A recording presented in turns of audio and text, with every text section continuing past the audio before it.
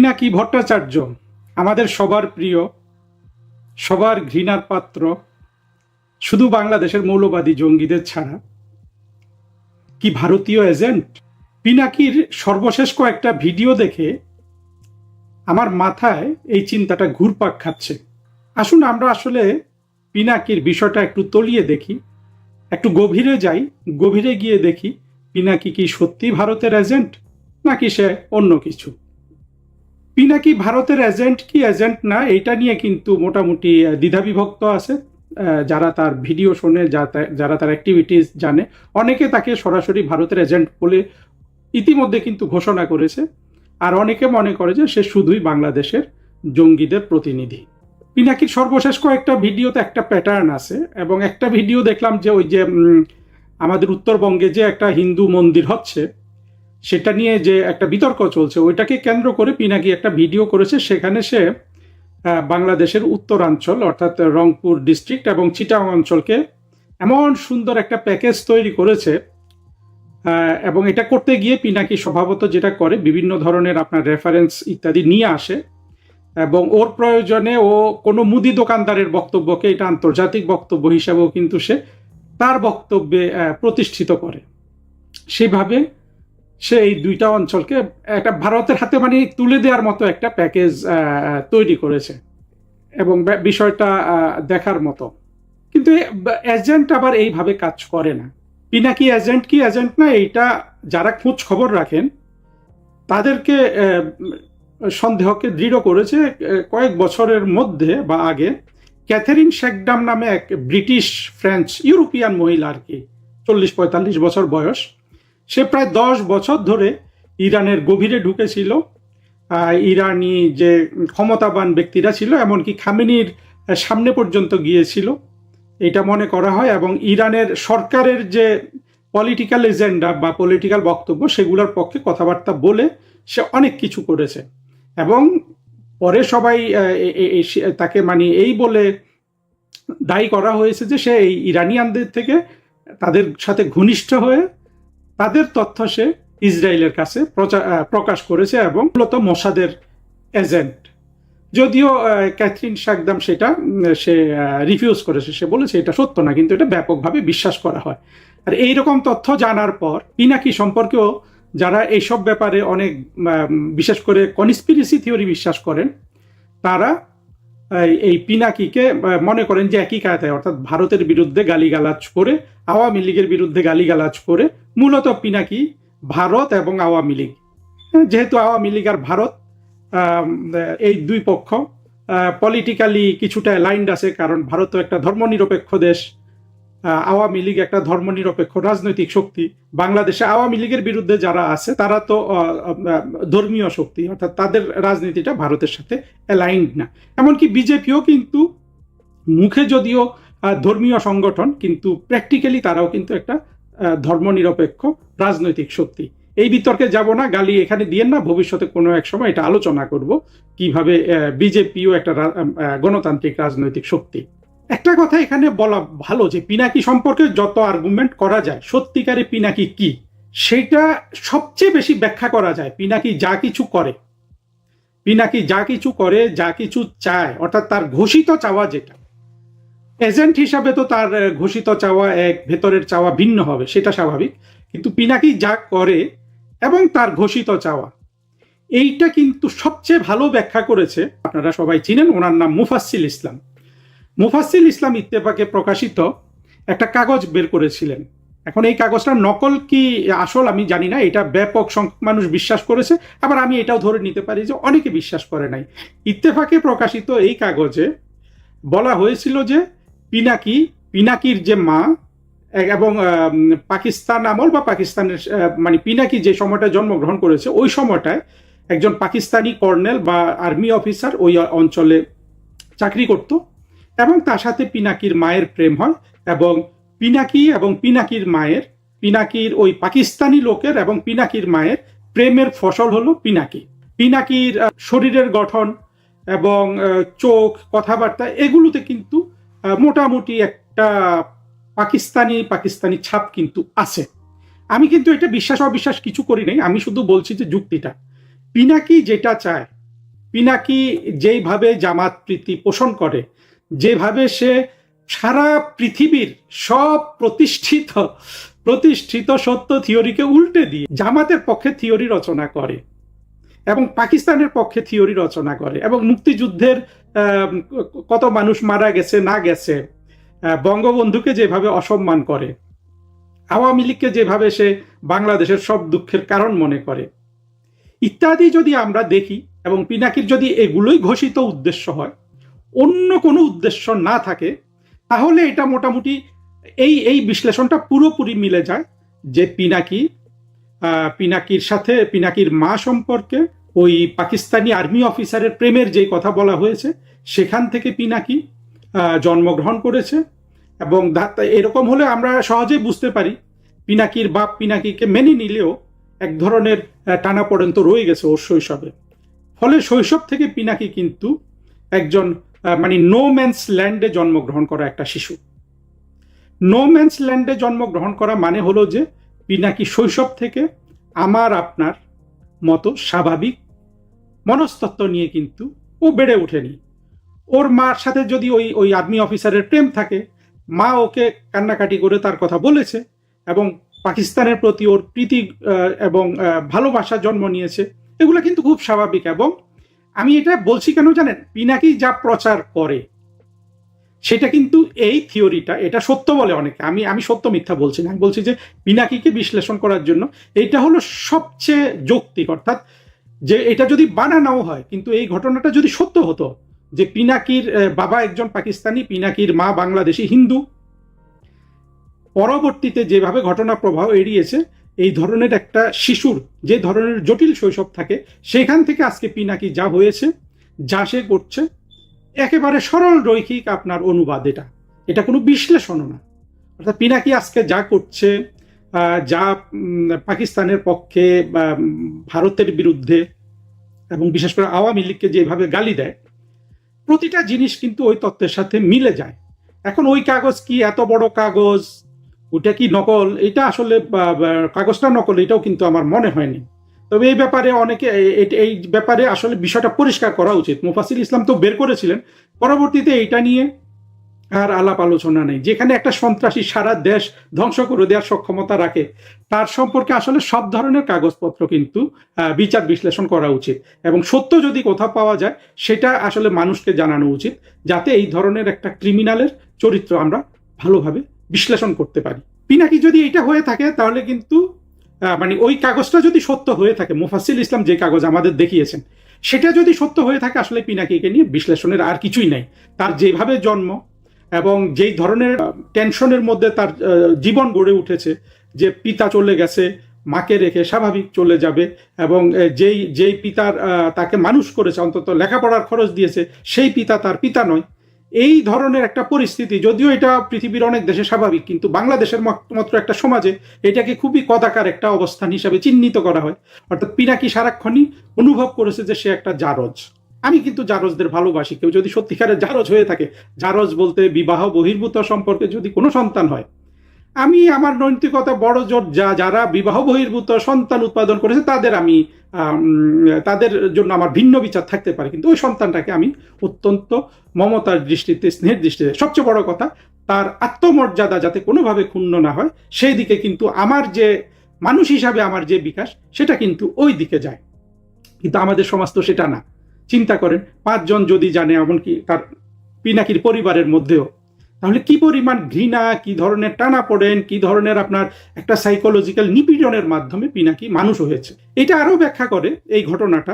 পিনাকি সম্পর্কে যে বলা হয় যে প্রায় 300 বা 200 শিশু হত্যা করেছে নকল ওষুধ তৈরি করে, পিনাকি এগুলার ব্যাখ্যা দিয়েছে, নিজেকে এগুলো থেকে বিজড়িত করেছে। এখন পিনাকি ওই 200 শিশু মেরে ফেলেছে কিনা, ওই বিষ খাইয়ে, অর্থাৎ নকল ওষুধ খাইয়ে, বা নকল ওষুধ তৈরিতে পিনাকির কোনো ভূমিকা ছিল কিনা, এগুলো আসলে বড় প্রশ্ন আর থাকে না।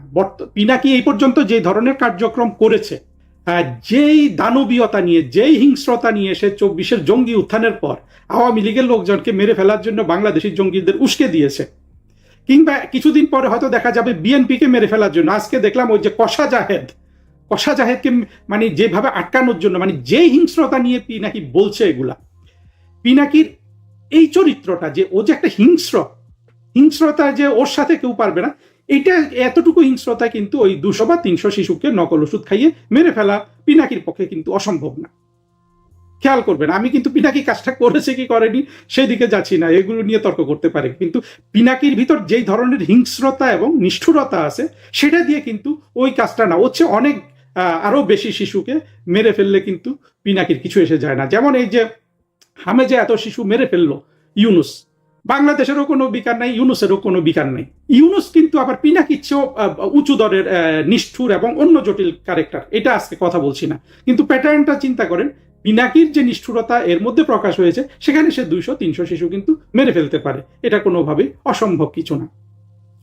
পরবর্তীতে পিনাকি সম্পর্কে আমরা যেটা দেখলাম এবং আগে থেকেই যেটা আমরা জানি, সেটা হলো যে পিনাকি যে তার রাজনৈতিক অ্যাক্টিভিজমটা করে, এই রাজনৈতিক অ্যাক্টিভিজমের মধ্যে ওর ক্লোজেস্ট ক্লিক হলো কিন্তু মাহমুদুর রহমান। মাহমুদুর রহমান, ইলিয়াস, কনক সারোয়ার এবং পিনাকি, এই চারটা ছিল মানিক জোট। এদের সাথে অনেকেই জঙ্গি উত্থানের আগে অনেকেই এদের সাথে ছিল, জুলকারনাইন শায়ের, তারপরে ফাহাম আব্দুস সালাম, জাহিদুর রহমান, যে এখন ওই যে আমাদের প্রধানমন্ত্রীর তথ্য উপদেষ্টা, এরা সবাই কিন্তু এক ক্লিক হয়ে কাজ করেছে। ওই যে বিরানি শাহেদ, তারপরে ওই যে আরেকটা টোকাইকে যে ইউনুস এনে তার উপদেষ্টা স্পেশাল অ্যাসিস্ট্যান্ট বানালো, মনির হায়দার, এগুলো সব এক ক্লিকে কাজ করতো তখন। পরবর্তীতে বিএনপি জামাত ভাগাভাগি হয়ে এরা দুই পক্ষ হয়ে গেছে। তাজ হাসমি ছিল, এখন আবার তাজ হাসমি কিন্তু পিনাকির বিরুদ্ধে আবার বেশ ভোকাল। তবে তাজ হাসমির বক্তব্য তো পিনাকির মতো অত দূরে পৌঁছে না। পিনাকিটা খুব পিনেট্রেট করে, পিনাকি যে কোনো ভিডিও যখন আপলোড করে 1-2 দিনের মধ্যে লক্ষ লক্ষ এগুলা কিন্তু মানুষ দেখে। পিনাকি বিরাট সফল একজন অ্যাক্টিভিস্ট, তাতে তো কোনো সন্দেহ নাই। আমরা তার ক্লিকটা দেখি, এই যে মাহমুদুর রহমানের সাথে তার ক্লিক, পুরো ভারত উপমহাদেশে, আমি মাহমুদুর রহমান নিয়ে ভিন্ন জায়গায় কথা বলবো, মাহমুদুর রহমান 1 নম্বর জঙ্গি। আপনি এটা জৈশি মোহাম্মদ নিয়ে আসেন, বর্তমান পৃথিবীতে আমি মনে করি যে যত জঙ্গিদের গডফাদার, জঙ্গি বলতে মানে কি, মাহমুদুর রহমান তো এই পর্যায়ে এসে ফিল্ডে ওবামা মেরে নেমে পড়বে না, যদিও একটা সময় পড়বে। আমরা যদি মাহমুদুর রহমানকে ধরেন হলি আর্টিজান বা এই ধরনের কোনো জায়গার মতো যদি মাহমুদুর রহমানকে আটক করি, মাহমুদুর রহমান হয় বিষ খেয়ে মরে যাবে, অথবা ওই আত্মঘাতী হবে কিংবা বোমা ফাটাবে, মানে 5-10 জনকে মারবে। এটা লাদেনও করতো, বর্তমানে সেটা করছে না। মানে মাহমুদুর রহমানের চেয়ে আমার জঙ্গিবাদ সম্পর্কে প্রায় আমি 35 বছর পড়াশোনা করি, জঙ্গিবাদের একেবারে সব ধরনের গবেষণা। হ্যাঁ, এগুলো বলতে চাই না, কিন্তু বলি যে আমার কথাগুলোকে কেউ খেলো করে দেখবেন না, এই জন্য বলি আর কি। মাহমুদুর রহমানের মস্তিষ্ক যেই পরিমাণ জঙ্গি, এইরকম জঙ্গি সারা পৃথিবীতে এখন বড় জোর আপনি 5-10 জন পাবেন, কিন্তু মাহমুদুর রহমানের মতো এত বড় জঙ্গি, আমাদের দুর্ভাগ্য যে বাংলাদেশটা তো আসলে জঙ্গিদের দ্বারাই শাসিত, জঙ্গিদের দ্বারাই প্রিয়। আর বাংলাদেশে তো মানুষ হ্যাঁ অর্থনৈতিক উন্নতি চায়, আমি বারবার বলতেছি, দেখেন জঙ্গি আর অর্থনৈতিক উন্নতি দুটো হবে না। যা প্রসঙ্গে চলে আসি, আমার ভিন্ন প্রসঙ্গে যেতে ইচ্ছে করে, কারণ আসলে কথার সাথে কথা চলে আসে। মাহমুদুর রহমানের মতো জঙ্গির সাথে পিনাকির যে ক্লিক, এইটা হওয়া আপনার একটা অসাধারণ ঘটনা, আমি বলবো যে একটা অকল্পনীয় ঘটনা।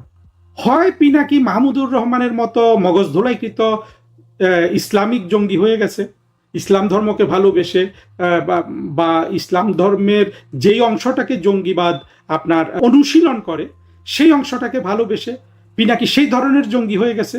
ইলিয়াস কিন্তু অলরেডি সেই ধরনের জঙ্গি, ইলিয়াস নিয়ে এখানে কথা বলার অবকাশ নেই। মোটামুটি কনক সারোয়ারও কিন্তু এদের কাছাকাছি জঙ্গি, কিন্তু একই ধরনের জঙ্গি পিনাকি হয়ে যাওয়া, এইটা কিন্তু এই জায়গায় এসে কিন্তু আপনার একটু খটকা লাগার কারণ আছে, আপনাকে একটু থামতে হবে। এখন পিনাকি যদি সত্যি সত্যি ভারতীয়দের এজেন্ট হয়ে থাকে, তাহলে আমি বলবো যে এটা ভারতীয়দের একটা বড় সাফল্য যে এই সাবকন্টিনেন্টের সবচেয়ে বড় জঙ্গিদের একজন, যার সমকক্ষ হয়তো আর 2-3 জন খুঁজে পাওয়া যাবে। কিন্তু মাহমুদুর রহমানকে যদি পিনাকি যেভাবে পিনেট্রেট করেছে, যেই ধরনের মাহমুদুর রহমানের সাথে যে ধরনের সখ্য অ্যালাইনমেন্ট এবং একসাথে কাজ করছে পিনাকি আর মাহমুদুর রহমান, ইদানিং অবশ্য মাহমুদুর রহমানের রেফারেন্স সে খুব একটা দেয় না, কিন্তু ওদের মধ্যে কোনো বিরোধ এখন পর্যন্ত হয় নাই। তাহলে এখানে বলতে হবে যে ভারতীয়রা যদি পিনাকিকে নিয়োগ করে থাকে বা পিনাকি স্বইচ্ছা ভারতীয় এজেন্ট হয়ে থাকে, মাহমুদুর রহমানকে পিনেট্রেট করা হলো পিনাকির জীবনের সবচেয়ে সফল, মানে এই পিনাকি যদি এই পর্যায়ে মানে সে যদি সত্যি সত্যি ভারতীয় এজেন্ট হয়ে থাকে, তাহলে মাহমুদুর রহমানকে পিনেট্রেট করা ইলিয়াসকে পিনেট্রেট করা হলো পিনাকির জীবনের, অর্থাৎ তার গুপ্তচর বৃত্তির জীবনের সবচেয়ে বড় সাফল্য। আমরা পিনাকি কি সত্যি ভারতীয়দের এজেন্ট কি এজেন্ট না, এটা পিনাকি কখনো আমাদের হাতে ধরা পড়লে না পড়লে আমরা জানবো না, অর্থাৎ যথেষ্ট পরিমাণে জিজ্ঞাসাবাদ না করলে জানা যাবে না। কারণ এজেন্ট কখনো বলে না এজেন্ট, যারা নিয়োগ দেয় তারাও কিন্তু এগুলা প্রকাশ করে না। এখন ধরুন পিনাকি ভারতের এজেন্ট, ভারত পিনাকি থেকে কি পাচ্ছে?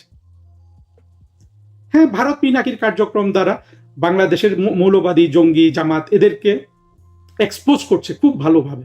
অর্থাৎ পিনাকি ঢোলের পার্টি দিলে ওই যে নাচুনি বুড়ির মতো জামাত যেভাবে নাচে, বিশেষ করে জামাতের সমর্থকরা, এইটাতে ভারতীয়রা যদি বাংলাদেশি জামাতিদের উপর তাদের দৃষ্টি নিবদ্ধ করতে চায়, তাদের এক জায়গায় জড়ো করতে চায় বোঝার জন্য, গবেষণার জন্য, সেখানে কিন্তু পিনাকির অ্যাক্টিভিজমটা আবার খুবই কার্যকর। কারণ পিনাকি দেখেন, একটা ভিডিও যদি ছাড়ে আপনার যে 10 লক্ষ মানুষ দেখে, আমিও দেখি, কিন্তু হ্যাঁ 10 লক্ষের মধ্যে 5 লক্ষ কিন্তু আমরা বাংলাদেশের মুক্তিযুদ্ধের পক্ষের সেকুলার মানুষই দেখি, আর 5 লক্ষ কিন্তু এই জামাত মৌলবাদী, অর্থাৎ বাংলাদেশের মুক্তিযুদ্ধের স্বাধীনতা বিরোধীরা। হেফাজত, মাদ্রাসায় তো পিনাকির জন্য আপনার দোয়া দরুদ হয়, আবার মাদ্রাসায় লাইন ধরে টেলিভিশনে পিনাকির বক্তব্য শুনে, এগুলা কিন্তু পিনাকি প্রচার করেছে। এইটা ভারতীয়দের লাভ থাকতে পারে যে পিনাকির এক আঙ্গুলি হেলনে পুরো জামাত কিন্তু একটা লাভ দেয়, অর্থাৎ এদেরকে আপনার অধ্যয়ন করা, এদের উপর গবেষণা করা, এদেরকে চিনে রাখা, এইটা পিনাকি ভারতীয়দের এই সুযোগটা করে দিচ্ছে। কিন্তু ভারত কি লাভ পাচ্ছে পিনাকির কাছ থেকে? ভারত এই জামাতকে অধ্যয়ন করা ছাড়া পিনাকির থেকে আর কোনো লাভ পাচ্ছে এটা আমার মনে হয় না। কারণ হলো যে মানে লাভ হয়তো পাচ্ছে, আমরা তো আসলে হয় কি ভারত রাষ্ট্র বলুন, যুক্তরাষ্ট্র বলুন, কিংবা যুক্তরাজ্য বলুন, আপনারা এই জিনিসটা সবসময় বুঝবেন যে প্রতিটা রাষ্ট্র কিন্তু সীমাবদ্ধ চিন্তার মানুষরা রাষ্ট্রগুলোকে চালায়। অর্থাৎ যারা খুব কালে ভদ্রে দুই একজন পাওয়া যায়, মানুষ হিসাবে জ্ঞানী মানুষ হিসাবে অনেক বড় হয়ে যায়। বাংলাদেশে আমি বলবো যে 2 জন অতটুকু হতে পেরেছে, প্রধানমন্ত্রী শেখ হাসিনা এবং তার পিতা, আমাদের জাতির পিতা বঙ্গবন্ধু শেখ মুজিবুর রহমান। তারা রাজনীতি করতে করতে করতে করতে 6th 7th সেন্স গ্রো করেছে। এইটা পৃথিবীর বেশিরভাগ দেশে এইটা খুব কম পাবেন। ভারতে হয়তো অটল বিহারী বাজপেয়ী কিছুটা করেছে, মানে সাম্প্রতিক গত 50 বছরে আমরা যদি ধরি, কিন্তু বাকিরা কিন্তু অত্যন্ত সীমাবদ্ধ চিন্তার মানুষ। ফলে ভারতীয়রা পিনাকির থেকে লাভ কি পাচ্ছে? যদি পিনাকি ভারতের এজেন্ট হয়ে থাকে, তার চেয়ে বড় কথা হলো যে এইভাবে যে সে যে এত প্রভাব বিস্তার করতে পারে, এইটাকেই তারা হয়তো ক্যাপিটালাইজ করছে। আর সাধারণত গোয়েন্দা সংস্থাগুলোর ভিতর কিন্তু বিভিন্ন ধরনের প্লেয়ার থাকে। হ্যাঁ, মনে করেন যে একটা মধ্যম মানের কর্মচারী কিছু প্লেয়ারকে নিয়ন্ত্রণ করে, রাষ্ট্র ওইখানে অত অত ভালোভাবে দেখেও না কি হচ্ছে না হচ্ছে।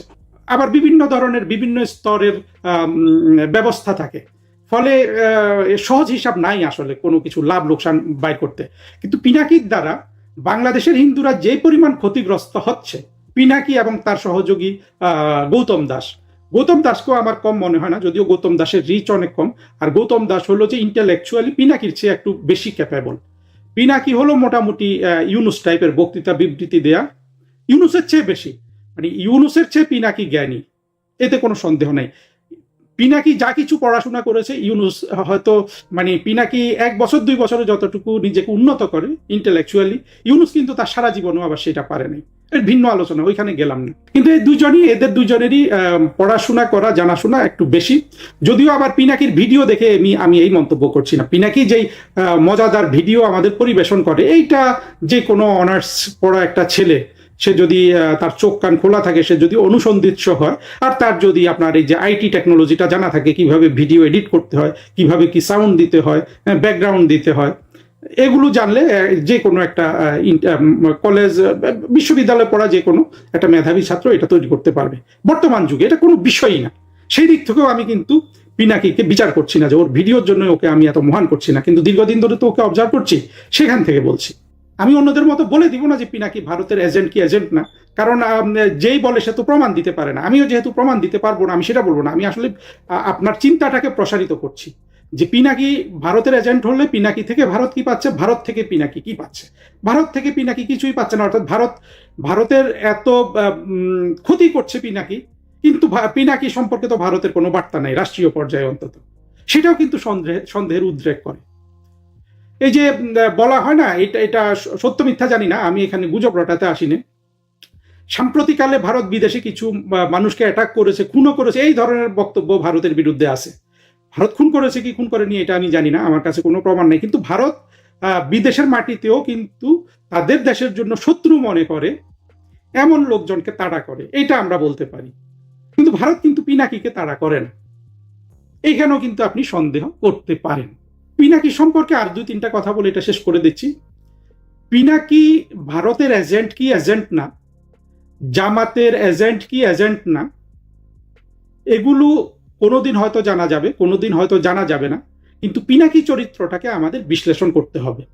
কিন্তু এই চরিত্রের কোর জিনিসটা যেটা যেটা সত্য, অর্থাৎ সে ভারতের এজেন্ট কিনা, আমি কয়েকটা দিক আপনাদের বললাম, সে জামাতের এজেন্ট কিনা সেটা আমরা তো দেখতেই পাচ্ছি যে সে কিন্তু আসলে স্বীকার করেই জামাতের এজেন্ট, ওটাই ও ঘুরে ফিরে যা বলে ওটা জামাতের প্রতিনিধি হয়ে যে সে কাজ করছে, এটাই হলো তার বক্তব্য। এবং সে মনে করে যে জামাত বাংলাদেশে ক্ষমতায় আসলে বাংলাদেশের সব সমস্যার সমাধান হয়ে যাবে। কিন্তু এখানেও আমার আবার খটকা আছে, পিনাকির মতো ছেলে এইটা বোঝে না, এইটা কিন্তু বিশ্বাস করা কঠিন। এই যে জামাত যে একটা আবর্জনা, জামাতের যে আইডিওলজি, এটা যে একটা আবর্জনা, এইটা যে এই পৃথিবীতে কোনো কিছুই প্রসব করতে পারে না, এইটা যে পৃথিবীতে শুধু ধ্বংস, দুঃখ, মারামারি, কাটাকাটি, হানাহানি, যার বেসিস হলো আপনার জামাত বা মানে মুসলিম মৌলবাদীরা যেটা প্রচার করে, তার বেসিকটা কি? বেসিকটা হলো যে ওই মৌলবাদের সাথে যদি আপনার না মিলে আপনাকে সে মেরে ফেলবে। হ্যাঁ, সবসময় মারে না, কখনো তিরস্কার করে, কিন্তু চূড়ান্ত লক্ষ্য হলো যে মেরে ফেলে একটা বিশুদ্ধ সমাজ গঠন করা। অর্থাৎ জামাত চায় যে সেখানে সেকুলার মুসলমানদেরকে মেরে ফেলবে আর অমুসলিমদের তাড়িয়ে দিয়ে একটা বিশুদ্ধ সমাজ গঠন করা। এই আইডিওলজি কিন্তু একটা আবর্জনা, এটা পৃথিবীতে কোথাও টিকে নাই। এই আবর্জনা দিয়ে জামাতের শান্তি পিনাকি বাংলাদেশে আনবে, পিনাকি এটা বোঝে না, এইটা আসলে বিশ্বাস করার কোনো কারণ নাই। আমরা কিন্তু এক সময় দেখেছিলাম পিনাকি কিন্তু খুবই আর্জেন্ট এবং একেবারে খুব কড়া একজন জামাত বিরোধী লোক ছিল। এখানেও খটকা লাগতে পারে যে এখন জামাতের বন্ধু হয়ে জামাতের মধ্যে ঢুকেছে জামাতকে ধ্বংস করার জন্য, নাকি জামাতকে আসলে সত্যি সত্যি বাংলাদেশের রাষ্ট্র ক্ষমতা পাইয়ে দিতে চায়। পিনাকি সম্পর্কে যে জিনিসটা বলছি, বলেও আবার ব্যাখ্যাতে চলে গেলাম, যেটা সত্য হিসাবে 2-3টা জিনিস আপনি পাবেন, এখানে কিন্তু কোনো খাদ নাই। একটা হলো যে পিনাকি যাই করুক এর পেছনে কিন্তু একটা ভয়ানক অপরাধ আপনার রয়েছে, মানে ওর মস্তিষ্কের মধ্যে। যেই অপরাধ হলো খুন ছাড়া, অর্থাৎ কত লক্ষ কত কোটি মরে যাবে এইটা পিনাকির কাছে কোনো বিষয় না, এগুলা সব খুন হয়ে গেলেও ও ওর আরাধ্য জিনিসটা চায় আর কি। এবং এই পথে, অর্থাৎ স্টালিন কিংবা হিটলার, তারা যেভাবে পৃথিবীটাকে দেখতো, মাও সেদং, যে পথের কাঁটাকে খুন করে ফেললেই কেবল আরাধ্য সমাজ প্রতিষ্ঠিত হবে, এই জিনিসটা পিনাকি প্রচার করে। এবং ওদের মতো আদর্শিকভাবে সেটা বিশ্বাস করে কিনা জানি না, কিন্তু খুন করে ফেলার মতো, অর্থাৎ খুন করে ফেলতে পারার মতো নিষ্ঠুরতা পিনাকির চোখে আছে। পিনাকির চোখ হলো সবচেয়ে শীতল চোখ বাংলাদেশে যত ক্রিমিনাল অনলাইনে কাজ করে বা অফলাইনে কাজ করে। মাহমুদুর রহমান কিন্তু পিনাকির মতো নিষ্ঠুর হতে পারবে না। আমি এইরকম শীতল নিষ্ঠুর চোখ দেখেছিলাম শুধু শায়খ আব্দুর রহমানের মধ্যে। আপনারা পিনাকির চোখটা খুব ভালোভাবে খেয়াল করবেন, শীতল এবং নিষ্ঠুর। অর্থাৎ মানুষ কত মারা গেল এইটা কিন্তু পিনাকির সমস্যা না, সমস্যা হলো যে সে যেটা চায় এইটা পায়। এইটাও কিন্তু ওই যে পেছনে গিয়ে আবার ওইটা আপনি জাস্টিফাই করতে পারবেন, সে 300 বা 500 শিশু বা 200 শিশু মেরেছে কি মারেনি এটা বড় কথা নয়, মারার মতো নিষ্ঠুরতা পিনাকির মধ্যে আছে। পিনাকির নিষ্ঠুরতা তার ক্ষেত্রে একটা সত্য। আরেকটা সত্য হলো পিনাকি অমর হতে চায়। রবীন্দ্রনাথ অমর হয়েছে, দেখবেন রবীন্দ্রনাথ আবার পিনাকির বড়ই শত্রু, মানে পিনাকি অমর হতে চায় যে কোনো ভাবে হোক। এই সত্যটা বিশ্বাস করতে পারে। পিনাকি যদি জামাত দিয়ে বাংলাদেশ দখল করাতে পারে, এইটাকে সে তার অমরত্বের একটা রাস্তা মনে করে। 24-এর জঙ্গি উত্থানের সে কিন্তু শুরুতে কিন্তু বিরোধিতা করছিল, সে ভাবছিল যে এটা ডাইভার্ট করতেছে তার এজেন্ডা থেকে। পরে কিন্তু 24-এর পুরো জঙ্গি উত্থানটাকে পিনাকি কিন্তু আবার গ্র্যাব করে ফেলেছে। এখন এটা মনে হয় যে পুরোটাই কিন্তু পিনাকির সাফল্য। আর পিনাকি কিন্তু ওই গ্রেটনেসটা চায়, অর্থাৎ যে কোনো বড় একটা কাজ হয়ে গেলে সেটার সাফল্য দাবি করে সে গ্রেটনেসটা চায়, অর্থাৎ সে মহান হতে চায়। মৃত্যুর পরও লক্ষ কোটি মানুষের মনে সে বেঁচে থাকতে চায়। এটা যেমন সত্য, আবার পিনাকি যে পথটা বেছে নিয়েছে সেটা তেমনই মিথ্যা। অর্থাৎ সবাই তো গ্রেট হতে চায়, কারো কারো ক্রেভিংটা এত বেশি থাকে যে সহজ পথে তারা গ্রেট হয়ে যায়। পিনাকি ধরেন যদি সত্যি সত্যি ও ছোটবেলায় যা ছিল, ছোটবেলা বলতে আমি ওইটা বলছি না, মানে ছাত্র জীবনে বা তারপরে ও তো এক সময় কমিউনিস্ট পার্টি টাটি এগুলা করেছে, মানে ওই সময় ওর একটা হয়তো উদারনৈতিক মন ছিল, যেটা ছিল। তখন কি পিনাকি বিখ্যাত হয়েছিল? হয়নি। পিনাকি বিখ্যাত হয়েছে যেদিন থেকে সে জামাত অবলম্বন করে তার কার্যক্রম শুরু করেছে। সলিমুল্লাহ যেদিন থেকে জামাত এবং মাদ্রাসার ছাত্রকে কেন্দ্র করে তার বক্তৃতা বিবৃতি শুরু করেছে, সেদিন থেকে কিন্তু সত্যিকারের সলিমুল্লাহর উত্থান হয়েছে, জনপ্রিয় হয়েছে। ফরহাদ মজারও তাই। ফরহাদ মজার, খালেদা জিয়া যখন, ফরহাদ মজার প্রকৃতপক্ষে একজন বামপন্থী চৈনিক হোক যা হোক ছিল, খালেদা জিয়া তাকে গ্রেপ্তার করেছে। পরবর্তীতে সে যখন মাদ্রাসা ছাত্র ভিত্তিক কার্যক্রম শুরু করলো, জামাত, বিএনপি সবাই ফরহাদ মজারকে একটা ডেমিগড বানিয়ে ফেলেছে না? দেখেন, তাহলে এই লোকগুলা কিন্তু একটা জেনারেল ক্রাইটেরিয়া আমরা পাচ্ছি, সবাই কিন্তু জনপ্রিয়তা চায়। যেই জনপ্রিয়তা আওয়ামী লীগ বা বাংলাদেশের মুক্তিযুদ্ধের পক্ষের শক্তি এদেরকে দেয় না। আমার একটা কার্যের মধ্যে এটাও থাকবে যে বাংলাদেশের মুক্তিযুদ্ধের পক্ষের শক্তির এটা একটা ভয়াবহ ভুল, যে নিজেরাও জ্ঞান চর্চা করবে না, যারা একটু পারবে এই জায়গাতে তাদেরকেও কোনো মূল্য দিবে না। এটা হলো আওয়ামী লীগের চরম, আমি বলবো যে তাদের সীমাবদ্ধতা, তাদের ভুল, এবং তাদেরকে এই জায়গাটা থেকে আমরা বের করে আনতে পারি কিনা সেটা দেখি, সেটা ভিন্ন আলোচনা। কিন্তু সহজ কথা হলো যে পিনাকি, ফরহাদ মজার, হ্যাঁ, সলিমুল্লাহ কেউই কিন্তু মুক্তিযুদ্ধের পক্ষে কথা বলে বিখ্যাত হয়নি। যখনই ওরা মাদ্রাসা ছাত্র, মৌলবাদী, স্বাধীনতা বিরোধীদের সাথে গিয়েছে তখনই তারা বিখ্যাত হয়েছে। বদরুদ্দিন ওমর কিংবা নুরুল কবির, এদের সম্পর্ক আপনি একই কথা বলতে পারেন। তাহলে মুক্তিযুদ্ধের পক্ষে শক্তিকে একটা জায়গায় ডিসিশন নিতে হবে যে সমাজের পোটেনশিয়াল ইন্টেলেকচুয়ালদের মূল্য দিয়ে তাদেরকে জনপ্রিয়তা দিতে হবে, না হলে কিন্তু এরা পিনাকি, ফরহাদ মজার এগুলা হয়ে যেতে পারে। এখন সবাই কি হয়? সবাই হয় না। সবাই যারা হয় না তারা আওয়ামী লীগের মধ্যেই আছে, না কে না দে মরছে, কেউ হিরো হচ্ছে না, এরকম তো শত শত আছে, আমরা নিজেরা চিনি। আওয়ামী লীগ তো এদেরকে পাত্তা দেয় না। কিন্তু এর মধ্যে যারা ক্রিমিনাল, যারা হিটলারের মতো খুন করতে পারবে, মুসলিনীর মতো ফ্যাসিস্ট হতে পারবে, শেখ হাসিনাকে ফ্যাসিস্ট বলে বলে ওরা ফ্যাসিস্ট হওয়া, তারা তো থাকবে না জায়গা মতো। যা হোক, অনেক কথা বললাম। সংক্ষেপে যেটা সামারাইজ করা যায় সেটা হলো যে পিনাকি ভারতের এজেন্ট হওয়ার সমূহ সম্ভাবনা আছে, আবার এজেন্ট কিনা আমি জানি না। পিনাকি জামাতকে দিয়ে রাষ্ট্র দখল করাতে চায়, এইটার মধ্যে পিনাকির উদ্দেশ্য ব্যাখ্যা করা সম্ভব হয় না। একমাত্র ব্যাখ্যা করা সম্ভব হয় যদি ওটা সত্য হয় যে পিনাকি সত্যি সত্যি কোনো পাকিস্তানি এবং তার মায়ের প্রেমের ফসল হয়। এখন এটা সত্য কি মিথ্যা আমি জানি না। পিনাকির জামাত প্রেম ব্যাখ্যা করার আসলে আর কোনো জায়গা নাই। আর যে কোনোটাই সত্য হোক, গ্রেট হওয়ার, অমর হওয়ার, বিখ্যাত হওয়ার এই ক্রেভিং কিন্তু পিনাকির, সলিমুল্লাহ, ফরহাদ মজার এদের মতো সমানভাবে আছে। পিনাকিকে নিয়ে শেষ যে কথাগুলো বলবো সেটা হলো, যাদের নাম নিলাম, এই যে ফরহাদ মজার, সলিমুল্লাহ, মাহমুদুর রহমান, পিনাকি, এদের মধ্যে পিনাকির অমর হওয়ার যে ক্রেভিং, যে বাসনা, সেটা অনেক বেশি গভীরতর ওদের থেকেও, এমনকি ফরহাদ মজার, সলিমুল্লাহর থেকেও। এর কারণ দেখেন, পিনাকি কিন্তু আবার উপন্যাসও লিখেছে। ওর উপন্যাস সে ইংরেজি ভাষায় লিখে প্রকাশ করেছে, সেটা কত বিক্রি হয়েছে কি হয়েছে সেটা কিছু হয়নি, কিন্তু পিনাকিকে জঙ্গিরা যেভাবে ভালোবাসে, আর জঙ্গিরা যেভাবে তাদের ভালোবাসার মানুষদের অর্থনৈতিকভাবে প্রতিষ্ঠিত করতে চায়, সেই দিক থেকে পিনাকির এই বই 10-20 হাজার কপি বিক্রি হয়ে গেলে আশ্চর্য হবার কিছু ছিল না। কারণ বাংলাদেশের যথেষ্ট পরিমাণ জামাতের জঙ্গি সারা পৃথিবীতে ছড়িয়ে ছিটিয়ে আছে যারা পিনাকির এই বই কেনার সামর্থ্য রাখে, কিন্তু সেটা চলে নাই। না চলুক, কিন্তু ওর যে অমর হওয়ার বাসনা, এটারও একটা বই প্রকাশ, যে সে উপন্যাসও লিখছে, অর্থাৎ অমর হওয়ার জন্য যা কিছু করার লাগে সবই করছে। যেটা করার মতো মনে করেন যে উপন্যাস লেখা সাহস কিন্তু আবার ফরহাদ মজার যতই কবিতা লিখুক, সলিমুল্লাহ, এদের কিন্তু আবার ওই সাহসটাই হবে না। অর্থাৎ পিনাকি একদিক থেকে খুবই সাহসী, তার ক্রেভিং অনেক গভীর, কিন্তু পিনাকির আবার একটা ট্র্যাজেডি আছে যেটা ফরহাদ মজার, সলিমুল্লাহ, মাহমুদুর রহমানের নাই। হিন্দু হয়ে যে পিনাকি জামাতের প্রতিনিধিত্ব করে, সেটা ভারতীয় এজেন্ট হয়ে হোক, জামাতের টাকা খেয়েই হোক, এটা ট্র্যাজেডিটা কি জানেন?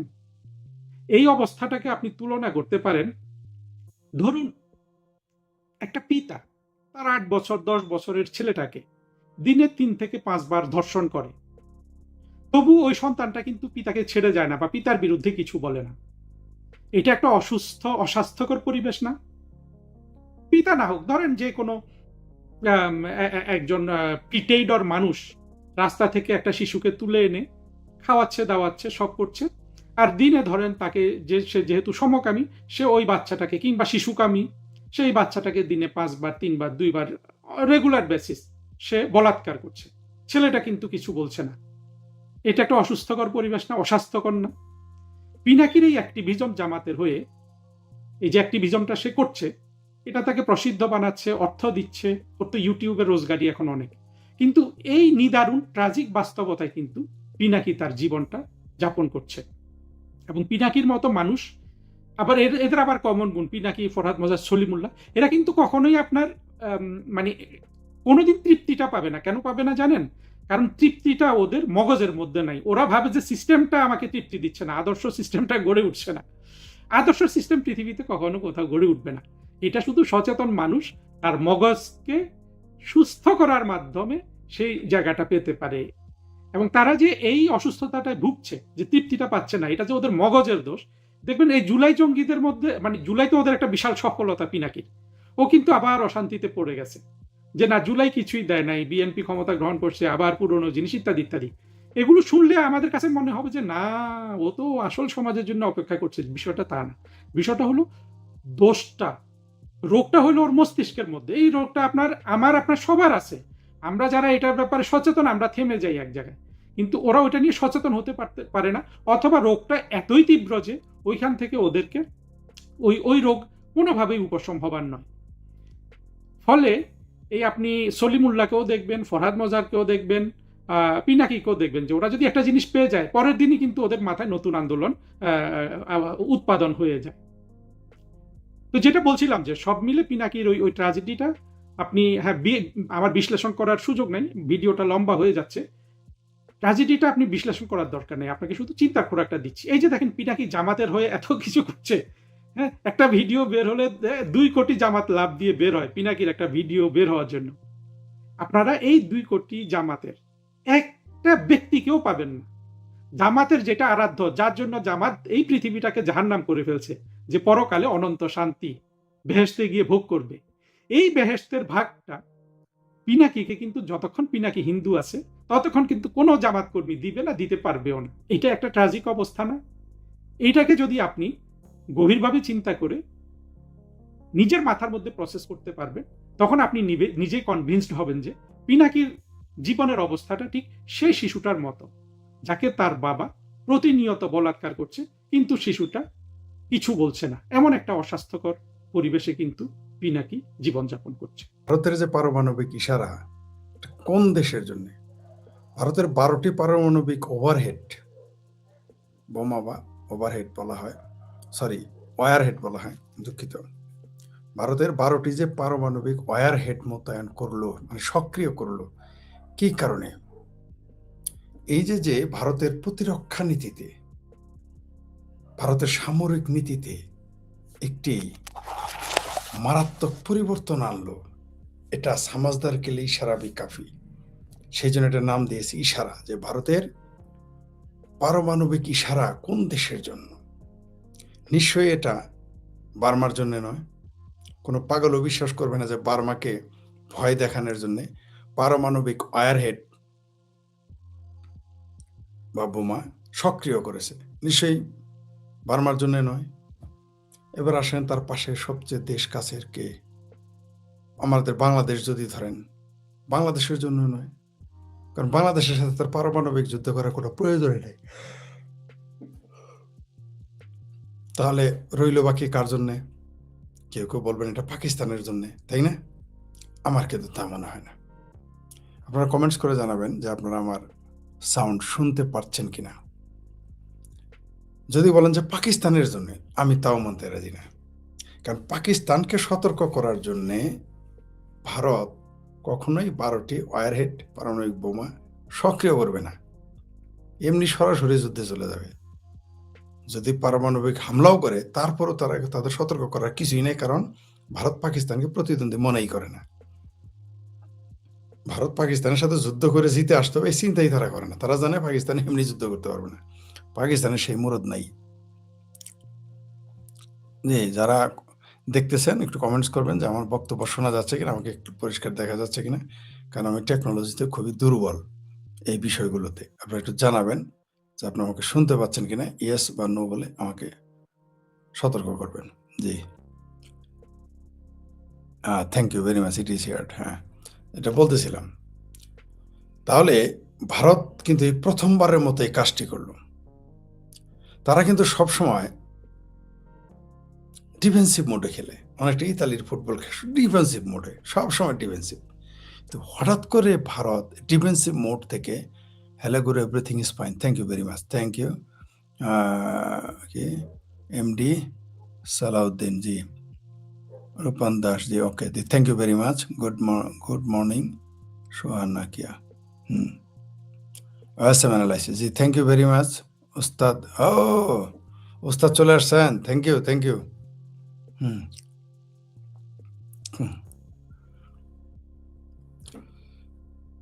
তাহলে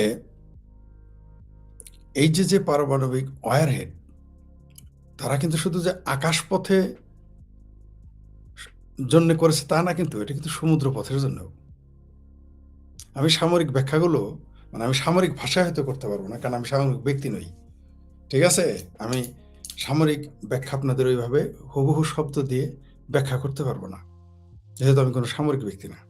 কিন্তু আমার কাছে কেন যেন মনে হচ্ছে এটা অন্য কোনো দেশকে মানে ঝিকে মেরে বউকে শাসন করে না, এই 12টা ওয়ারহেড সক্রিয় করে ভারত বুঝিয়ে দিল, কেউ যদি ভারতকে নিয়ে ষড়যন্ত্র করে, তুমি যেই চাকা তেই চাও, আমি ভারত তোমাদের ছেড়ে দিব না।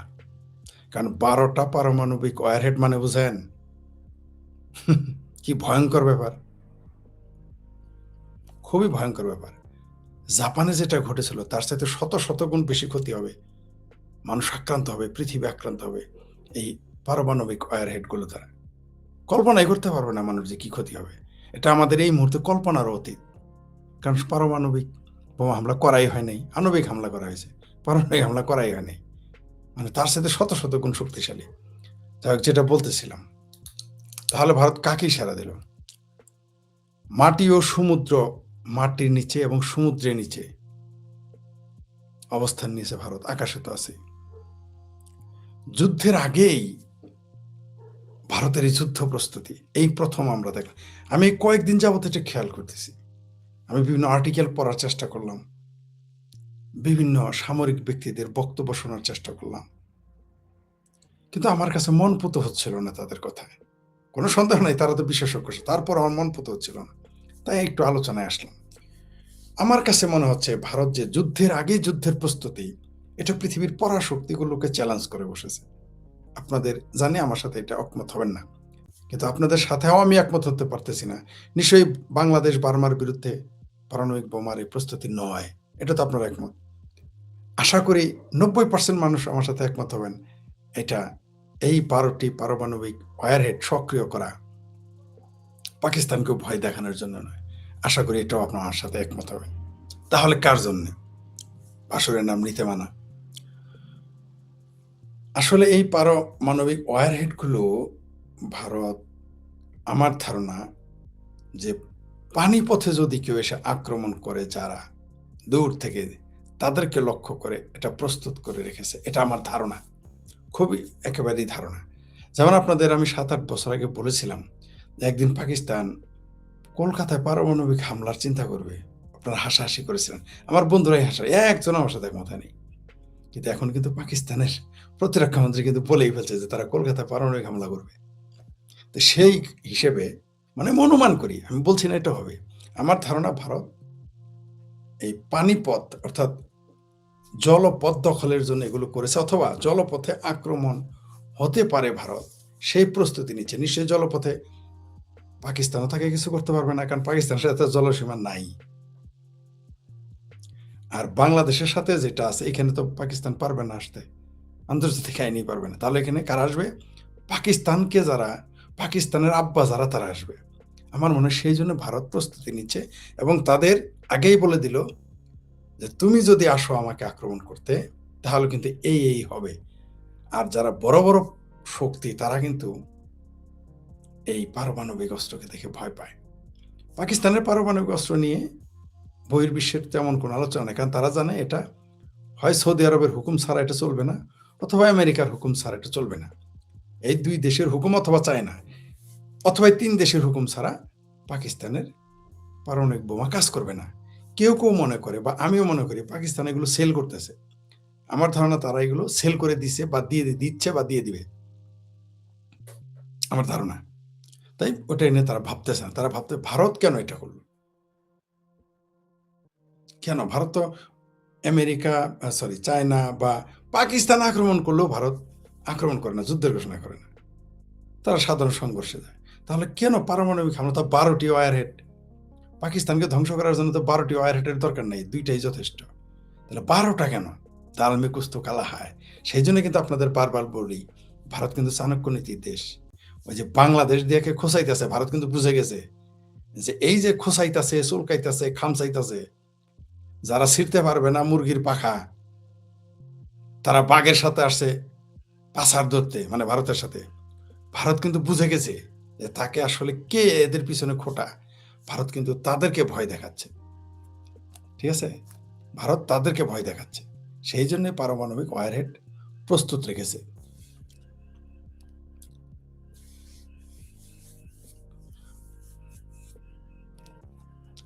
এইবার আসি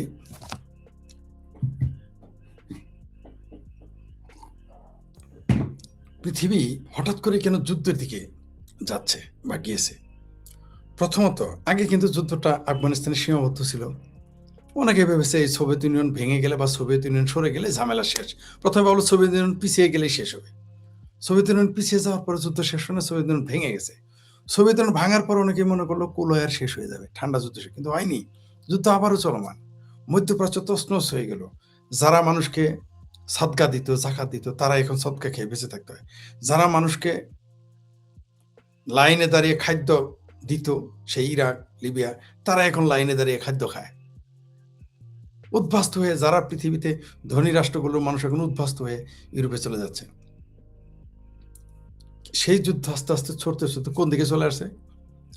অনেকে আমাকে বলেছিল, বামপন্থীরাও, এমনকি জামাতপন্থীরাও বলেছিল, ইরানে নাকি কোনোদিন ইসরায়েল এবং আমেরিকা হামলা করবে না। আমি বলেছিলাম হামলা করবেই 2 দিন আগে আর পরে।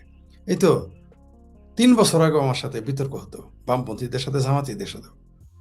তারা বলছে না, ইরানকে কোনোদিন হামলা করবে না, ইসরায়েল এবং কি আমেরিকা কোনোদিন হামলা করবে না। হামলা কিন্তু হয়ে, আমি বলেছি তাদের, আমার এই ভিডিও তারা শুনতেছে এখন। যুদ্ধ কিন্তু হয়ে গেছে এবং হচ্ছে, এবং এটা হবে। সেই যুদ্ধকে আবার, এই যুদ্ধ থেমে গেলে আরেক যুদ্ধ তৈরি করার জন্য তারা কিন্তু ক্ষেত্র প্রস্তুত হয়ে গেছে। কিভাবে? পাকিস্তান আফগানিস্তান টোকাটুকি লেগে গেছে। মানে আরেকটা মেসের কাঠে আরেক জায়গায়, মানে চুলো আরেক জায়গায় জ্বালিয়ে রাখা হয়েছে। চুলো নিভানো হয় নাই, যুদ্ধের চুলা নিভানো হয় নাই, ওইখানে জ্বালিয়ে রেখেছে। মধ্যপ্রাচ্যে ইসরায়েল, আমেরিকা, ইরান চলতেছে। বাংলাদেশও চুলকাইতেছে ভারতের সাথে। তাইওয়ান দাঁড়ানো, ধালমে কুস্তো কালা হায়। এই কারণেই 12টা ওয়ারহেড পারমাণবিক বোমা সক্রিয় করে রেখেছে ভারত। ভারতের কাছে কোনো না কোনো তথ্য চলে এসেছে। মানে আপনি মনে রাখবেন, ওই যে জামালপুরের একটা গল্প আছে, নটি মাগির ভাইল রান্দে মুরগি কয় ডাইল। অর্থাৎ খলের ছলের অভাবে না, তার কথা বিশ্বাস করা যাবে না। যুদ্ধ যত চারিদিকেই দেখেন, ভারত বুঝে গেছে তাকে নিয়েও কোথাও না কোথাও ষড়যন্ত্র হচ্ছে।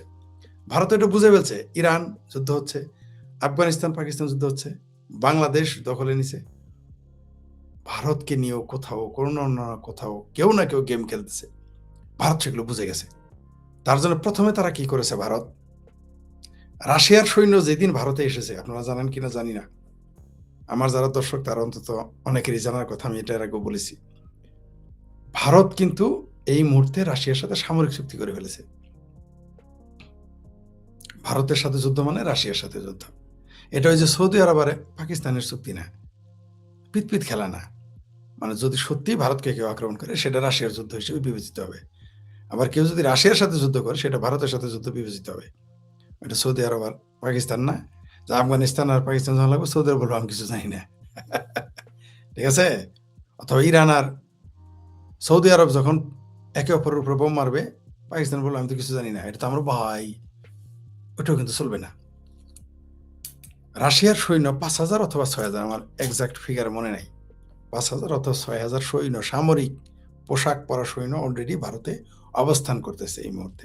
সেটা 2 মাস বা 1.5 মাস আগের ঘটনা, 1.5 মাস আগের ঘটনা সম্ভবত। আর এখন এই 2 মাস না যেতেই 12টি ওয়ারহেড সক্রিয় করা, সামাজদার কে লিয়ে ইশারা ভি কাফি। তার মানে ভারত বুঝে ফেলেছে পৃথিবীর কোথাও না কোথাও বড় যুদ্ধের প্রস্তুতি নিচ্ছে, মানে বড় না ভয়ঙ্কর যুদ্ধের প্রস্তুতি নিচ্ছে, এটা ভারত বুঝে গেছে। তাই ভারত, যে ব্যক্তি কোনোদিন কারোর সাথে ঝগড়া করে না, মানে তার কুচল গালেই ঝগড়া করে না, সেই লোক যদি লাঠিসোঁটা তার বাড়িতে দারোয়ান রাখা শুরু করে, তার বাড়িতে মানুষজন আনা শুরু করে, তার বাড়িতে দাও বটি আনা শুরু করে, বল্লম ফালা আনা শুরু করে, তাহলে কি বুঝবেন আপনি? কারণ তার তো যুদ্ধ করার কথা না, কিন্তু সে বুঝে গেছে যে যে আই এম দ্য নেক্সট। মানে মনে করেন ঝড় বৃষ্টি, যারা কৃষক তারা কিন্তু বুঝে কোন দিকে বৃষ্টি, কোন দিকে মেঘ জমলে, পূব আকাশে মেঘ জমলে কি হবে, পশ্চিম আকাশে মেঘ জমলে কি হবে, এটা কিন্তু কৃষক যারা তারা বুঝে ফেলে। ওটা আপনি আমি বুঝবো না, গ্রামের অশিক্ষিত কৃষকটা যে লিখতে জানে না, ঢেরা মারে ঢেরা, সেই লোক কিন্তু আকাশের মেঘ দেখে বলে দিতে পারে এতক্ষণ পর বৃষ্টি হবে, সে বুঝে ফেলে। দেখুন আমরা গ্রামে যখন যাইতাম কোথাও বেড়াইতে, বা আমার নানি বাড়ি বা অন্যান্য জায়গায় গ্রামে, একেবারে গ্রামে যেতাম, দেখতাম যে চকচকা দিন, সূর্যের আলো দেখা যাচ্ছে, সব ঠিক আছে, এক গৃহস্থ বললো এই খ্যার তুলে ফেল, এই ধান উঠাই ফেল, এই গম উঠাই ফেল, তবে এই গরু বাছুর নিয়ে আয়। রোদ, আমাকে কি ব্যাপার, কি হয়েছে? বলতো যে এই যে ঝড় আসবে, বৃষ্টি আসবে। দেখতাম আধা ঘন্টা বা 1 ঘন্টার মধ্যে ধুমছে বৃষ্টি। এগুলো আমরা দেখেছি, এর মূর্খ মানুষ, শিক্ষিত লোকের এটা জানে না, এটা শিক্ষার সাথে সম্পর্ক, এটা হলো অভিজ্ঞতার সম্পর্ক। তেমনি এ ভারত বুঝে গেছে যে পূব আকাশে বা পশ্চিম আকাশে বা উত্তর আকাশে বা দক্ষিণ আকাশে বা ঈশান কোণে মেঘ জমেছে, দাল মে কুছ কালা হয়। তাই সে পারমাণবিক ওভারহেড সক্রিয় করে ফেলেছে, পানিপথকে বুঝিয়ে দিয়েছে আইসনের দিক দিয়ে, তাহলে কিন্তু ছাড়বো 2টা দিক, আইসনা আকাশপথে ছাড়বো 5টা, আর 7টা রেডি রাখছে আশেপাশের জন্য। সবাইকে সতর্ক করেছে। সে চীনকে সতর্ক করেছে, না আমেরিকাকে সতর্ক করেছে, না ফ্রান্সকে সতর্ক করেছে, নাকি ব্রিটেনকে সতর্ক করেছে, আমরা জানি না। কারণ আমার ধারণা যে নিকট ভবিষ্যতে, এখনই নয়, নিকট ভবিষ্যতে, যেটা আমি বলে আসছি বারবার, যে ভারতের সাথে আমেরিকার সম্পর্ক ভালো হয়ে যাবে। এও বলেছি যে আওয়ামী লীগের সাথেও আমেরিকান সরকারের সাথে সম্পর্ক ভালো হয়ে যাবে। তখন দেখবেন বাংলাদেশে কিভাবে আমেরিকার বিরুদ্ধে ঘন ঘন মিছিল হয়। এখন কিন্তু তারা গিদরগোস্ত আনলেও মিছিল করে না। এখন কিন্তু আমেরিকা ঘাঁটি করলেও মিছিল করে না। এখন কিন্তু আমেরিকার কথায় 60 কোটি টাকা দামের জাহাজ সমুদ্র বন্দর চিটাগাং থেকে ফেরত গেলে কেউ প্রতিবাদ করে না, বামপন্থীরাও না, মৌলবীরা তো দূরের কথা। কিন্তু যখনই দেখবেন আওয়ামী লীগের সাথে প্রীতি হয়ে যাবে আমেরিকার, প্রকাশ হয়ে যাবে, তখনই দেখবেন মসজিদ গরম হয়ে যাবে, মাজার গরম হয়ে যাবে, মাদ্রাসা গরম হয়ে যাবে। দেখবেন ওই চিঙ্কু মামেরা নড়াচড়া শুরু করে দেবে। দেখবেন বাইতুল মোকাররমের সামনে মৌলবীরা মিছিল করবে, পল্টনে বামপন্থীরা মিছিল করে, শাহবাগের আধা বাম, মধ্য বাম, এরা এসে চিকরা চিকরি কত সভা সেমিনার দেখবেন। এখন কিন্তু নীরব, অলরেডি দেশ কিন্তু এখন আমেরিকার গোলামি করতেছে, কিন্তু এখন কেউ কথা বলে না। কিন্তু যেই না ভারতের সাথে সম্পর্ক ভালো হবে, যেই না আওয়ামী লীগের সাথে ভালো সম্পর্ক হয়ে যাবে আমেরিকা, দেখবেন মিছিলকে আগে বলে, তখন আমেরিকার বিরুদ্ধে মিছিল শুরু হয়ে যাবে। এখন কিন্তু ইসরায়েলের বিরুদ্ধে মিছিল করে না বাংলাদেশে। আপনি দেখেছেন ইরানে যে হামলা চালিয়েছে, ইসরায়েলের বিরুদ্ধে বাংলাদেশে কয়টা মিছিল হয়েছে? ইহাকেই বলে রাজনীতি। তো ভারত, আমি যে শিরোনামটা দিয়েছি যে ভারতের 12টি পারমাণবিক ওভারহেড সক্রিয় করা কিসের ইশারা, কার বিরুদ্ধে ইশারা? আমার ধারণা সেটা হতে পারে আমেরিকার জন্য, হতে পারে সেটা চায়নার জন্য, হতে পারে সেটা ফ্রান্সের জন্য, হতে পারে সেটা ব্রিটেনের জন্য। কারণ পারমাণবিক বোমা দিয়ে আপনি কার সাথে যুদ্ধ করবেন? এই 5টা দেশ ছাড়া আর কোনো দেশ তো না। রাশিয়ার সাথে তো ভারত যুদ্ধ করবেই না, তার সাথে তো নিজেই সামরিক চুক্তি করে রাখছে। তাহলে রইল 4টা, চীন সহ। আমার কেন যেন মনে হচ্ছে এই যে এত ঘোরাফেরা দেখতেছেন, শেষে মনে হয় তাইওয়ান নিয়ে, যেমন এখনো আমার সাথে অনেকে একমত হয় না, ঠিক যেমন ইরান নিয়ে একমত হয় নাই যে এখানে যুদ্ধ হতে পারে ইরানের ভূমিতে। আমার কেন যেন এখন মনে হচ্ছে তাইওয়ানে কোনো ঘাপলা হবে, ফাইনালি তাইওয়ানে কোনো ঘাপলা হবে। আমেরিকা কিন্তু কোনো সন্দেহ নাই, কেউ কেউ মনে করে আমেরিকা ভারতকে ভাঙতে চায়, কোনো সন্দেহ নেই। কিন্তু আমেরিকার জন্য ভারতের চাইতে বড় শক্তি এবং শত্রু চায় না। কারণ সে ভারতকে যখন তখন তার মতো করে কোনো না কোনোভাবে ভারতকে ম্যানেজ করতে পারবে। কিন্তু চায়নার ব্যাপারে কিন্তু অন্ধকারে আমেরিকা। তাইওয়ান নিয়ে মনে হয় কোনো কিছু হতে যাচ্ছে, তার কারণে আমার ধারণা এই ভারত পারমাণবিক ওয়ারহেড সক্রিয় করেছে। কারণ ভারত যুদ্ধে সংযুক্ত হোক বা না হোক, হতে পারে চায়না আমেরিকা কোনো ঝগড়া লেগে গেল, তখন সেই যুদ্ধের গতি, মানুষের দৃষ্টি ভিন্ন দিকে নেওয়ার জন্য ভারতীয় কেউ কেউ সমস্যার সৃষ্টি করতে পারে। সেটা খোদ আমেরিকাও করতে পারে, চায়নাও করতে পারে, অথবা দুই দেশই করতে পারে, অথবা থার্ড পার্টি করতে পারে, অন্য কোনো দেশও করতে পারে। সেই জন্য আমার মনে হয়, এবং সেই থার্ড পার্টি পাকিস্তানের মুরদেই গোলাবে না। পাকিস্তানের যদি ক্ষমতা থাকতো ভারতকে কিছু করার, ৭১ সালের পরাজয়ের প্রতিশোধ নেওয়ার জন্য বহুভাবে ভারতকে চেষ্টা করেছে, ক্ষতি করা পারেনি, পারবেও না। পাকিস্তানি বরং ভিখারিস্তানে পরিণতি হয়েছে ভারতের কূটনৈতিক তৎপরতায়। যদি সরাসরি যুদ্ধ করে পাকিস্তান ভেঙে যাবে, ৩ টুকরা হয়ে যাবে সাথে সাথে। আর এখন তো আগে হয়তো ২ টুকরা, এখন হবে ৩ টুকরা। কিভাবে ২ টুকরা? মানে বেলুচিস্তান আলাদা হয়ে যাবে, তো হইতোই। এখন যদি যুদ্ধ লাগে, আফগানিস্তানের সাথে বাংলাদেশের আফগানিস্তানের সাথে ভারতের যে সম্পর্ক, কাবুল দিল্লির যে সুসম্পর্ক, তালেবান সরকার, তালেবানের আমিরাত শাহী এবং ভারতের নরেন্দ্র মোদী সরকারের সাথে যে সম্পর্ক, যে সৌহার্দ্য, কারণ তালেবানেরাও আফগানিস্তানের সাথে যে অঞ্চল পাকিস্তানের, সেটা দখলে নিয়ে নেবে নিশ্চিত, ঠেকাতে পারবে না। তাহলে পাকিস্তান ৩ টুকরা হয়ে যাবে এই মুহূর্তে যদি যুদ্ধ লাগে। তাই পাকিস্তান যুদ্ধে যাবে না। পাকিস্তান সেই ক্ষমতা নাই, যুদ্ধ করতে অনেক টাকা লাগে, অনেক অস্ত্র লাগে। যে বাংলাদেশের বাঙ্গুরা বর্ডারে যে চেতাচেতি খেতাখেতি, ওই যে কুদাকুদি নাচানাচি করতেছে, এরা জানে না যুদ্ধ করতে প্রতি সেকেন্ডে কত টাকা লাগে, তাই ফালাফালি করতেছে। না খায় মরার শখ হয়ে গেছে বাংলাদেশিদের, তাই ভারতের সাথে গোতাগুতি শুরু করে দিয়েছে। কিন্তু ভারত বারবার চুপ করে আছে, কিন্তু যেদিন গুতাটা মারবে বাংলাদেশকে, বাংলাদেশের পরিস্থিতি খুব খারাপ হয়ে যাবে, পরিণতি খুব খারাপ হয়ে যাবে, এরা বুঝতেই পারতেছে না। তাহলে কি দাঁড়াইলো? মানে আমার আলোচনার যে ফলাফল, সেটা হচ্ছে যে ভারতের এই ইশারা হচ্ছে পরাশক্তিগুলোর বিরুদ্ধে। ভারতের এই ইশারা হচ্ছে আরেকটা হইতে পারে যে তোমরা যারা যারা ভাই দূরে যুদ্ধ করো মহাশক্তির, আমার সাথে ডিস্টার্ব করো না। যদি আমারে ডিস্টার্ব করো তাহলে কিন্তু আমি আমার কাম আমি করে ফেলবো, মানে পারমাণবিক ওয়ারহেড। আর মনে রাখবেন, পরাশক্তিগুলো এই পারমাণবিক ওয়ারহেডকেই ভয় পায়, আর কোনো কিছু ডরায় না। তারা আকাশপথ ডরায় না, তারা পানিপথ, কোনো পথই ডরায় না, তারা একটাই ভাবে পারমাণবিক ওয়ারহেড। আর ইরানের পারমাণবিক কোনো শক্তিই নেই, ক্ষমতাই নেই।